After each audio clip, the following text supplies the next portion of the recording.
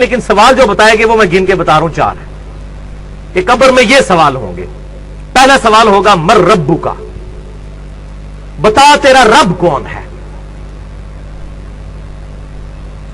دوسرا سوال ہوگا ماں دینوں کا، تیرا دین کیا ہے. تو کیا خیال ہے کہ بریلوی، دیوبندی، اہل حدیث، شیعہ یہ جواب دیا جائے گا یا کہا جائے گا دین الاسلام، میرا دین اسلام ہے. تو اگر قبر میں جا کر اسلام دین ہے تو قبر سے باہر بھی اسلام ہی دین ہونا چاہیے. ان مولویوں کو چھوڑو، ان شیخ الحدیث، شیخ القرآن اور مفتی اعظم اور فلانا اعظم، ان کو چھوڑو، انہوں نے اپنی قبروں میں جانا ہے، پتہ نہیں ان کے ساتھ کیا ہو رہا ہوگا. ہم تو اس کتاب کے پابند ہیں، سیدھی سی بات ہے. وہ اپنے اعمال اپنے ساتھ لے گئے، ہم کسی کے پابند نہیں ہیں. ہمیں ہمارے محبوب صلی اللہ علیہ وسلم بتا گئے کہ مومن جو ہے جواب دے گا میرا دین اسلام ہے. اب ہمارے حساب سے تو ایک تیسرا سوال بھی ہونا چاہیے تھا کہ تمہارا مسلک کیا ہے. اور جی اسلام تو سارے کہتے ہیں، مسلمان تو سارے کہتے ہیں. اگر ہم اہل حدیث اور دیوبند اور بریلوی اور شیعہ نہیں لکھیں گے تو فرق کیسے پتا چلے گا. تو پھر اللہ تعالیٰ کو بھی چاہیے کہ فرشتوں کے ایک سوال ساتھ یہ بھی لگا لو اس کے ذیل میں، ایک جز نمبر 1 کہ دین تو بتا دیا، آپ بتائیں آپ کا مسلک کیا ہے. تو یہ مولویوں کے سارے ڈکوسلے ختم ہو جائیں گے جو ادھر انہوں نے مسجدوں کے باہر یہ مسلمانوں میں تفرقے ڈالے ہوئے ہیں. الحمدللہ اس وقت دنیا میں کئی مسلمان ملک ہیں جہاں پہ یہ تفرقہ نہیں ہے. ملیشیا کے اندر کسی مسجد کے باہر بریلوی، دیوبندی، اہل حدیث، شیعہ نہیں لکھا ہوتا. سعودی عرب کے باہر مسجدوں کے باہر کسی مسجد کے سوائے اس کے نام کے، مسجد سیدنا ابوبکر، مسجد سیدنا علی، مسجد سیدنا امام بخاری، یہ اس طرح نام ہے، لیکن کسی مکتبہ فکر کا نام نہیں لکھا ہوا. یہ سب کانٹیننٹ انڈیا، پاکستان اور بنگلہ دیش کا یہ بےہودہ کلچر، اور یہی پھر انجیکٹ ہوا ہے چائنا کے اندر. آپ حیران ہوں گے، میں چائنا کے اندر گیا، جولائی 2004 کی بات ہے. مجھے حیرانگی ہوئی کہ چائنا کے مسلمان بھی بریلوی، دیوبندی، اہل حدیث اور شیعہ ہیں. حالانکہ ان بیچاروں کو پتہ ہی نہیں کہ بریلوی کیا چیز ہے، دیوبند کیا چیز ہے، اہل حدیث کیا چیز ہے، شیعہ کس چیز کا نام ہے. انڈیا کے شہر ہیں بریلی اور دیوبند. تو اس سے مجھے اندازہ ہوا کہ جتنی بیماری انڈیا پاکستان کے اندر ہے یہ پھر ایکسپورٹ ہو جاتی ہے دنیا کے باقی مسلمان ملکوں کے اندر. اس اعتبار سے یہ واقعی گمراہی کا قلعہ ہے ہمارا ملک بنا ہوا اس وقت، کہ جتنی گمراہی ہیں یہی باہر جاتی ہیں، ایکسپورٹ ہوتی ہیں. اچھی چیز تو بڑی مشکل سے، اب شکر ہے حق کی آواز یوٹیوب کے ذریعے پہنچنا شروع ہوئی ہے، ورنہ چینلز میں تو کوئی بات ہی نہیں ہمارے جیسے لوگوں کو کرنے دیتا. اللہ اکبر. تیسرا سوال ہوگا ما کنت تقول فی حق ھذا الرجل، اس مرد کے بارے میں تو دنیا میں کیا کہا کرتا تھا، کیا عقیدہ تھا. یعنی نبی صلی اللہ علیہ وسلم کے بارے میں سوال ہوگا. ترمذی کے الفاظ ہیں من نبیوں کا، تیرا نبی کون ہے. تو دونوں سوال ٹھیک ہیں. اس میں جو کہتے ہیں کہ قبر میں نبی صلی اللہ علیہ وسلم آ جائیں گے، ایسی بات نہیں ہے، کیونکہ مسند امام احمد میں ایک حدیث موجود ہے. وہ شخص پھر پوچھے گا کہ آپ کس مرد کے بارے میں مجھ سے پوچھ رہے ہیں. تو فرشتہ کہے گا الذی بعث فیکم، اس شخص کے بارے میں جس کو اللہ نے تم میں نبی بنا کر مبعوث کیا تھا. پھر کہے گا مومن ہوا محمد رسول اللہ، وہ تو اللہ کے رسول محمد تھے صلی اللہ علیہ وسلم. اس میں جتنی وہ چیما گوئیاں ہوتی ہیں وہ میں نے مسئلہ نمبر 7 کے نام سے حاضر و ناظر سے متعلق فرقہ وارانہ نظریات کا تحقیقی جائزہ، اس میں میں نے ڈیٹیل کے ساتھ اس چیز کو ایڈریس کیا. آج محل نہیں ہے، جس کو شوق ہو وہ دیکھ سکتا ہے. تیسرا سوال ہوگا کہ اس شخص کے بارے میں تو کیا کہا کرتا تھا، یا یہ سوال ہوگا کہ تیرا نبی کون ہے. اب ان 3 سوالوں کے بعد ایک چوتھا سوال ہے. جو مومن ہوگا، بخاری اور مسلم کے الفاظ ہیں کہ وہ تینوں سوالوں کے جواب دے دے گا کہ میرا رب اللہ ہے، میرا دین اسلام ہے، اور محمد صلی اللہ علیہ وسلم میرے پیغمبر ہیں. اس کے بعد جب وہ جواب دے لے گا تو جو مؤمن ہوگا اس کے بارے میں مسند امام احمد میں انٹرنیشنل نمبر کے مطابق 18,733 نمبر، اور سنن نبی داؤد کے اندر 3,212 اور 4,753، یہ 2 حدیثیں سنن نبی داؤد میں. الفاظ آگے چلتے ہیں کہ جب وہ جواب دے لے گا تو فرشتے پھر اس سے سوال پوچھیں گے کہ تجھے کیسے معلوم ہوئے ان سوالات کے جواب. یہ چوتھا سوال ہے جو چھپایا ہوا ہے مولویوں نے، کیونکہ مولویوں کی روٹی بند ہوگی یہ چوتھا سوال بتا دیں. یہی تو اصل چیز ہے، صراط مستقیم اسی سے تو ملنا ہے. تو چوتھا سوال فرشتے یہ پوچھیں گے کہ تجھے کیسے معلوم ہوا، تو نے کیسے یہ سوالوں کے جواب دے دیے. تو وہ مومن کہے گا میں نے کتاب اللہ پڑھی تھی تو میں نے اس کتاب کی تصدیق کی اور میں ایمان لے کر آیا. میں نے کیا چیز پڑھی تھی؟ کتاب اللہ. اور انڈیا پاکستان اور بنگلہ دیش کا مولوی کہتا ہے قرآن و سنت ڈائریکٹ نہ پڑھنا، گمراہ ہو جاؤ گے. تو ان کی پبلک پھر کیا قبر میں جا کے جواب دے گی؟ قرآن جس نے پڑھا ہوگا نا، اب پتہ چل گیا کہ کس مومن نے، کون مومن ہے جس نے قبر کے اندر جا کے سوالوں کے جواب دینے ہیں.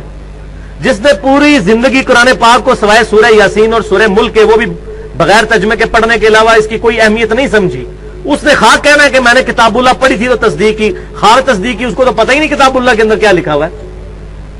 اتنے جھوٹ چل جان گے، کب فرشتہ تو نہیں جھوٹ بولیا جا سکتا. فرشتہ بولو گے اللہ انہوں دس دے گا، اللہ تعالیٰ بتا دے گا. فرشتوں کے ساتھ تو کوئی غلط بیانی نہیں کر سکتا. اور بخاری اور مسلم کے الفاظ اسی حدیث میں ہے کہ آپ صلی اللہ علیہ وسلم نے اس کے بعد سورہ ابراہیم جو سورت نمبر ہے 14، اس کی آپ صلی اللہ علیہ وسلم نے آیت نمبر 27 جو ہے وہ تلاوت فرمائی. اس کے بعد بخاری اور مسلم کے الفاظ ہیں. آپ کے قرآن پاک میں 260 نمبر پیج پہ پہلی آیت ہی یہی ہے. 260 نمبر پیج پہ یثبت اللہ الذین آمنوا بالقول الثابت، اللہ تعالی ثابت قدم کر دیتا ہے ایمان والوں کو اس صحیح قول کے اوپر. صحیح قول کون سا؟ کہ میرا رب اللہ ہے، میرا دین اسلام ہے اور میرے پروفٹ آپ صلی اللہ علیہ وسلم ہے. فی الحیات دنیا، اس دنیا کی زندگی میں بھی، وفی الآخرہ اور آخرت کی زندگی میں بھی. اور آخرت کی پہلی منزل قبر ہے. صحیح مسلم کی حدیث ہے جو مر گیا اس کی آخرت شروع ہوگی. وَيُضِلُّ اللَّهُ الظَّالِمِينَ، اور اللہ تعالیٰ ظالموں کو گمراہ کر دیتا ہے. ظالم کون ہے؟ جو کتاب نہیں پڑھتے. وہ آگے آ جائے گا. ابھی تو منافق نے جو جواب دینے ہیں اور اس کے جواب میں چوتھا سوال جو فرشتے کریں گے وہ آگے میں بتاتا ہوں. تو گمراہ کر دیتا ہے اللہ تعالیٰ ان ظالموں کو. خود نہیں گمراہ کرتا، انہوں نے گمراہی خریدی ہے. وَيَفْعَلُ اللَّهُ مَا يَشَاءُ، اور اللہ تعالیٰ جو چاہتا ہے کرتا ہے. اللہ تعالیٰ کو کوئی روک نہیں سکتا، زبردستی تو اس نے ہدایت نہیں دینی ہے. ہاں جو چاہتا ہے گمراہی اس کو دے گا، اور جو ہدایت چاہے گا وَالَّذِينَ جَاهَدُوا فِينَا لَنَهْدِيَنَّهُمْ سُبُلَنَا، سورہ العنکبوت کی آخری آیت ہے. جو لوگ ہماری راہ میں کوشش کریں گے ہم ان کے لیے اپنی راہیں کھول دیں گے. تو آپ صلی اللہ علیہ وسلم کے بخاری اور مسلم میں الفاظ ہیں. آپ نے سورہ ابراہیم کی آیت نمبر 27 تلاوت فرمائی اور کہا کہ یہ پڑھ کے دیکھ لو قرآن پاک میں کہ اللہ تعالیٰ ایمان والوں کو دنیا میں بھی قول ثابت کے اوپر قائم رکھتا ہے اور آخرت یعنی قبر میں بھی اور قیامت کے دن بھی. اور وہ قول ثابت کیا ہے؟ میرا رب اللہ ہے، میرا دین اسلام ہے اور میرے پروفٹ محمد رسول اللہ امام کائنات صلی اللہ علیہ وسلم ہے. ہاں جی، اب آ جائیے جناب، منافق کے ساتھ کیا ہوگا؟ پہلا سوال پوچھا جائے گا مر ربو کا، تیرا رب کون؟ وہ کہے گا ہائی ہاتا لا ادری لا ادری، ہائے افسوس مجھے کچھ پتا نہیں، مجھے کچھ پتا نہیں. والعیاذ باللہ تعالی. آپ ذرا حسرت کا اندازہ لگائیں اس وقت جب انسان پر ہوگی. یہ نہ سمجھیے گا کہ یہ جو دنیا میں کلمے پڑھتے رہتے ہیں تو آخرت میں بھی کلمہ پڑھ لیں گے. اس طرح نہیں ہوگا، اتنا سوکھا کام نہیں ہے. وہ تو حدیث میں بتا چکا صحیح بخاری سے شروع میں کہ جس نے میری اطاعت کی وہ جنت میں جائے گا اور جس نے میری نافرمانی کی اس نے میرا انکار کر دیا. انکار کرنے والے، جس نے دنیا میں رسول اللہ کی ماننے سے انکار کر دیا صلی اللہ علیہ وسلم، قبر میں کیسے رسول اللہ کو مان لے گا وہ؟ اللہ اکبر. منافق سے دوسرا سوال ہوگا، وہ کہے گا مجھے نہیں پتا. تیسرا سوال ہوگا، مجھے کہے گا مجھے نہیں پتا. اللہ اکبر. پھر چوتھا سوال اس سے ہوگا، وہ تجھے سوالوں کے جواب کیوں نہیں آ رہے؟ فرشتے پوچھیں گے. یہ چوتھا سوال منافق سے یا وہ جو گناہگار شخص ہے اس سے. تو اب آگے سے سنیں وہ کیا کہے گا. میرا خیال ہے اکثریت اللہ معافی دے شاید پاکستانیوں کی اسی جواب پر ہوگی. وہ کہے گا میں وہی کہتا تھا جو لوگ کہتے تھے، سن سنا کے سنی. اسی تو شروع تو یہ انجی کر رہے ہیں، ہم تو شروع سے یہی کر رہے ہیں. میں وہی کہتا تھا جو لوگ کہتے تھے. یہ الفاظ بخاری اور مسلم دونوں میں موجود ہیں. اور میں انٹرنیشنل نمبر بھی بخاری کا بتا دوں، 1374 کتاب الجنائز میں بخاری کے الفاظ ہیں. وہ کہے گا میں وہی کہتا تھا جو لوگ کہتے تھے چوتھے سوال کے جواب میں. اللہ اکبر. والعیاذ باللہ تعالی. اب یہاں پر بات ختم نہیں ہوئی، اس لیے میں کہتا ہوں پڑھ پڑھا کے سننی بنے. سن سنا کے سنی نہیں، سن سنا کے سنی ہو جائیں گے. فرشتے پھر اس کو ڈانٹتے ہوئے کہیں گے تم نے خود پڑھ کر حق حاصل کرنے کی کوشش کیوں نہیں کی. یہ بھی اسی بخاری 1374 میں الفاظ ہیں. تم نے خود پڑھ کر حق حاصل کرنے کی کوشش کیوں نہیں کی. آگے پھر میں حق بجانب ہوں نا کہ پھر وہ آگے اس کو کہنا چاہیے، وہ قیامت والے دن تو کہے گا، وہ امام الانبیاء کی دعوت قرآن والے میں بھی ہے، اے اللہ ہمارے بزرگوں کو دگنا عذاب دے کہ ان کی وجہ سے ہم گمراہ ہوئے. تو پھر وہ کہے گا نا کہ سانو بزرگاں نے مار چھڑیا، انہوں نے دگنا عذاب دو. قرآن کے الفاظ ہیں، سورۃ العذاب کا آخری رکوع پڑھ کے دیکھ لیجئے، اے اللہ ہمارے بزرگوں کو دگنا عذاب دے. اور سورہ حمیم السجدہ میں تو اس سے بھی سخت الفاظ ہیں، اے اللہ ہمارے بزرگوں کو ہمارے حوالے کر، ہم انہیں اپنے پاؤں کے نیچے روندیں جن کی وجہ سے ہم گمراہ ہوئے. اور اس پہ میں نے پورا 2 گھنٹے کا لیکچر دے دیا ہے، بالکل ننگا لیکچر، بزرگوں کی اندھا دھند پیروی کا انجام اور اس کا علاج، مسئلہ نمبر 71A کے نام سے. اس میں ہی میں نے ساری آیات بتائی ہیں کہ قرآن پاک میں آخرت کی ناکامی کی سب سے بڑی وجہ بغیر تحقیق کے بزرگوں کو فالو کرنا ہے. اپنے ایک قادیانی اگر قادیانی بزرگوں سے ہی مسئلے پوچھے گا اس کو ختم نبوت کہاں سے سمجھ آئے گی.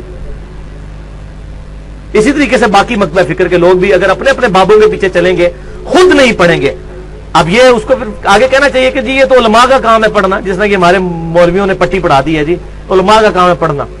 فرشتے کہیں گے تو نے خود پڑھ کر کیوں نہیں حق حاصل کرنے کی کوشش کی. آلے بھی مسئلہ ختم نہیں ہوا. اس کے بعد الفاظ ہیں اسی حدیث کے صحیح بخاری کے کہ پھر فرشتے اس کے سر میں مہمان نوازی کے طور پر ہتھوڑا ماریں گے، وہ بالکل زمین کے برابر ہو جائے گا. اور بخاری کے الفاظ ہیں کہ اس کی آواز، اس کی چیخنے کی آواز اور ہتھوڑے کی آواز زمین و آسمان کی تمام مخلوقات سنیں گی سوائے جنوں اور انسانوں کے، کیونکہ وہ شریعت کے مکلف ہیں، وہ نہیں آواز سن سکتے. اگر وہ سن لے تو یہ سارے بندے کے پتر نہ بن جائیں. روزانہ اگر ہتھوڑوں کی آوازیں آ رہی ہوں، یہاں دفنا کے آئے اور جنازے اس کے قبرستان کے گیٹ پہ پہنچے اور دھڑل کی آواز آئے پیچھے اس قبر میں سے، تو پتہ چل اتنے بڑے داڑھی والے بزرگ تھے اور تسمیوں والے اور پگڑی والے اور شلوار ان کی جو گھٹنوں تک پہنچی ہوتی تھی، اتنے بڑی جماعت کے امیر بھی تھے اور یہ تھوڑا پڑ گیا ان کو. تو پھر سارے میری بات کہہ رہے ہوتے ہیں یار بزرگ پرستی چھوڑو. لیکن اگر یہی بات ہوگی تو کیسے دیکھ کر مانا تو کیا مانا؟ ان الذین یخشون ربهم بالغیب لهم مغفرۃ واجر کبیر. بے شک وہ لوگ جو کہ بغیر دیکھے اپنے رب سے ڈرتے ہیں ان کے لیے ہے مغفرت اور اجر عظیم. دیکھ کر تو ساروں نے مان لینا ہے. اور صحیح مسلم میں الفاظ ہیں، آپ صلی اللہ علیہ وسلم نے فرمایا کہ میں نے اپنے رب سے خواہش کی اس بات کی، لیکن میں پھر پیچھے ہٹ گیا. میں نے ارادہ کیا کہ میں اللہ سے دعا کروں اور اللہ تعالیٰ تمہیں عذاب قبر سنوا دے، لیکن مجھے ڈر ہوا کہ اگر تم نے عذاب قبر سن لیا تم اپنے مردوں کو دفنانا ہی چھوڑ دو گے. یہ صحیح مسلم کی حدیث ہے. ابھی عذاب قبر کا ٹاپک نہیں، ورنہ اس پہ تو کسی کو شوق ہو تو مشکات المصابیح کی پہلی جلد میں ہی عذاب قبر سے ریلیٹڈ بخاری اور مسلم، اس کے علاوہ بھی تقریباً 11 مزید کتابوں سے، کتب ستہ اور باقی کتابوں سے احادیث موجود ہیں، وہ پڑھ سکتے ہیں.